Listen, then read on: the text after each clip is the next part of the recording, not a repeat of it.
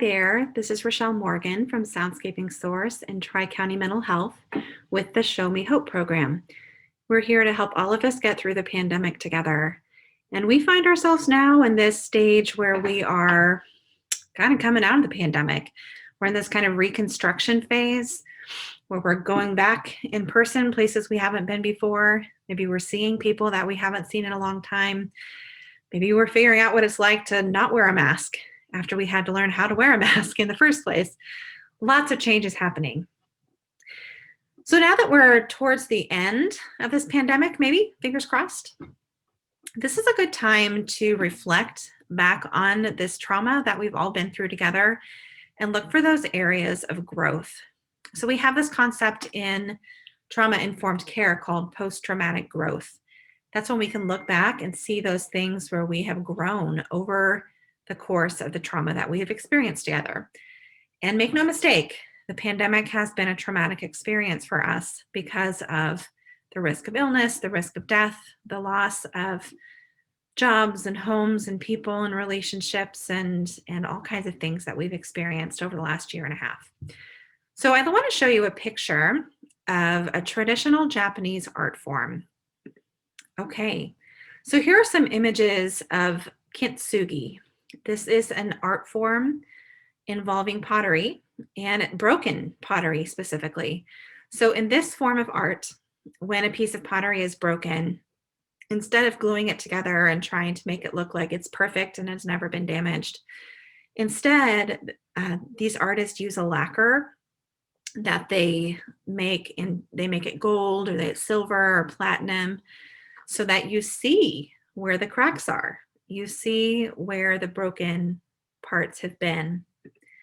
And so I just Googled the word kintsugi image. And so there's several pictures here that you can look at. And just notice the beauty that comes from something that was once broken. We can see that it becomes a special kind of art just from that brokenness that has been repaired in this artistic and creative way. Okay. So you can go to Google yourself and look at some of those pictures and consider that as you think about this topic of post-traumatic growth. So what are some ways that you may have seen some growth over the course of the pandemic? Well, here's a few.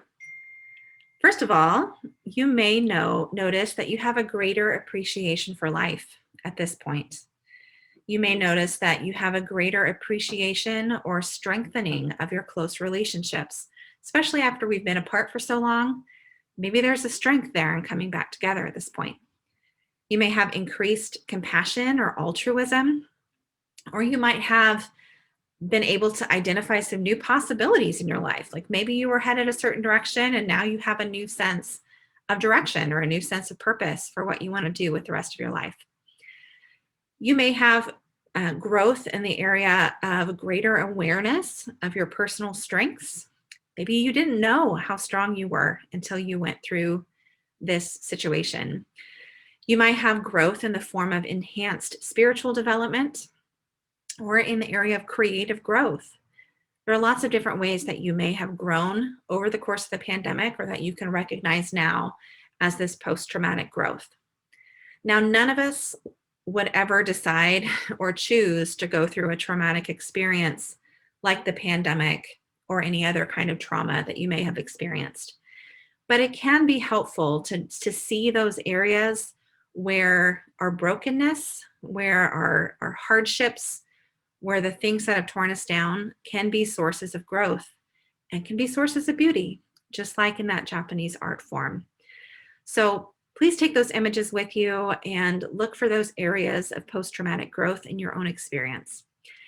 As always, we're here at Show Me Hope to help anybody who is experiencing disaster distress. So if you or anybody you know just need someone to talk to process through all these things that have happened over the course of the pandemic or that are happening now, you can give us a call or text the National Disaster Distress Helpline, and it's available 24 hours a day, 7 days a week.